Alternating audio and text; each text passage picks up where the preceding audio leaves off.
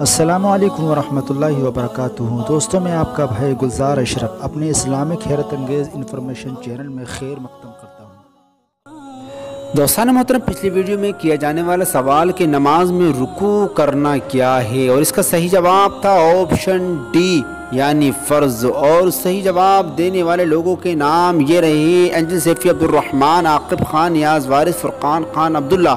چلیے پروگرام شروع کرتے ہیں، اور یہ رہا آج کا پہلا سوال: نبیوں کے ہاتھوں سے بنی ہوئی مسجدیں دنیا میں کتنی ہیں؟ اور آپ کے آپشن یہ رہے: اے 3 مسجدیں، بی 4 مسجدیں، سی 7 مسجدیں، یا ڈی 11 مسجدیں۔ اور اب آپ کا وقت یہاں سے شروع ہوتا ہے، اور صحیح جواب ہے آپشن بی۔ دنیا میں 4 مسجدیں ہیں جن کو نبیوں نے بنایا۔ نمبر 1 بیت اللہ، جس کو حضرت ابراہیم علیہ السلام اور حضرت اسماعیل علیہ السلام نے بنایا۔ نمبر 2 بیت المقدس، جس کو حضرت داؤد علیہ السلام اور حضرت سلیمان علیہ السلام نے بنایا۔ نمبر 3 مسجد نبوی، اور نمبر 4 مسجد قباء، جن کو رسول اللہ صلی اللہ علیہ وسلم نے بنایا۔ حاشیہ جلالین شریف، صفحہ نمبر 299۔ اور یہ رہا آپ کا اگلا سوال: قارون حضرت موسیٰ علیہ السلام کا کیا لگتا تھا؟ اور آپ کے آپشن یہ رہے: اے دوست، بی پڑوسی، سی بھائی، یا ڈی ان تینوں میں سے کوئی نہیں۔ اور اب آپ کا وقت یہاں سے شروع ہوتا ہے،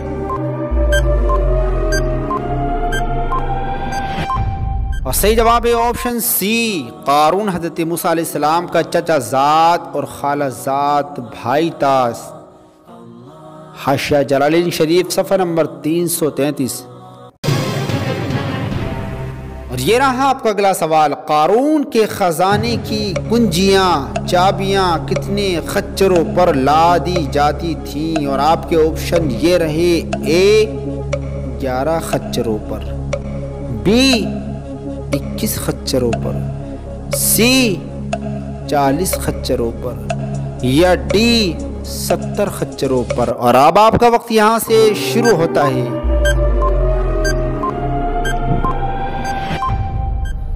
صحیح جواب ہے آپشن ڈی۔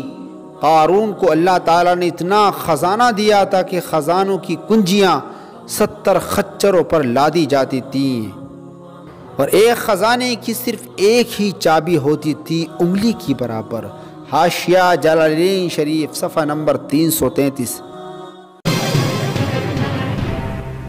اور یہ رہا آپ کا اگلا سوال: قارون روزانہ زمین میں کتنا دھستا ہے؟ اور آپ کے آپشن یہ رہے: اے 5 فٹ، بی اپنے قد کی برابر، سی حضرت آدم کے قد کی برابر، یا ڈی حضرت سلیمان علیہ السلام کی قد کے برابر۔ اور اب آپ کا وقت یہاں سے شروع ہوتا ہے، صحیح جواب ہے آپشن سی۔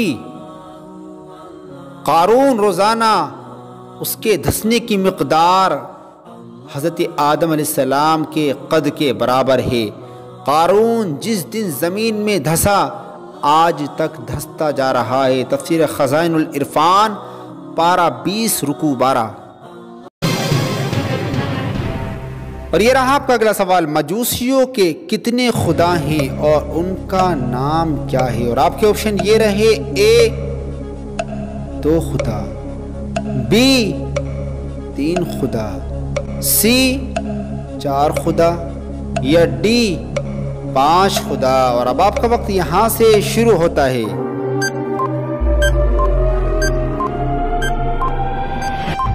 اور صحیح جواب ہے آپشن اے۔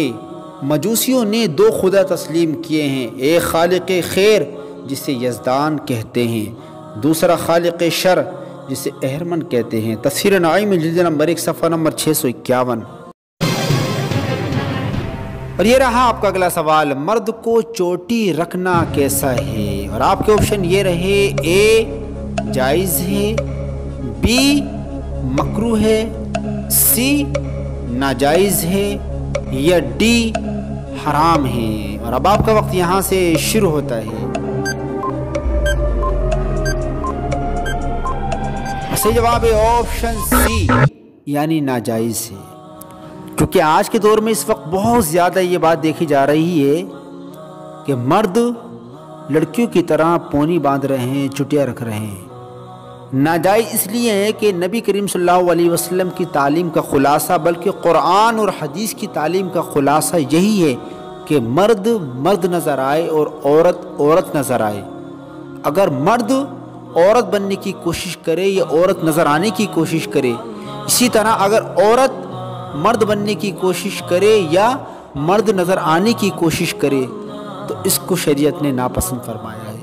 यहाँ तक कि रहमत कौनैन सल्लल्लाहु अलैहि वसल्लम ने इरशाद फरमाया कि मर्दों की मुशाबहत इख्तियार करने वाली औरतों पर और औरतों की मुशाबहत इख्तियार करने वाले मर्दों पर अल्लाह ताला ने लानत फरमाई है। अब चूँकि इसमें सख्त वाईद आ चुकी है, अब हमें ये देखना है कि हमारे उर्फ़ में कौन सी चीज़ औरतों के साथ मखसूस समझी जाती है। अब ये चोटी और ये पोनी वगैरह ये लड़कियों और औरतों के साथ मखसूस समझी जाती है, इसीलिए मर्दों को ये चीज़ इख्तियार करने के लिए मना फरमाया गया। ये रहा आपका आखिरी सवाल।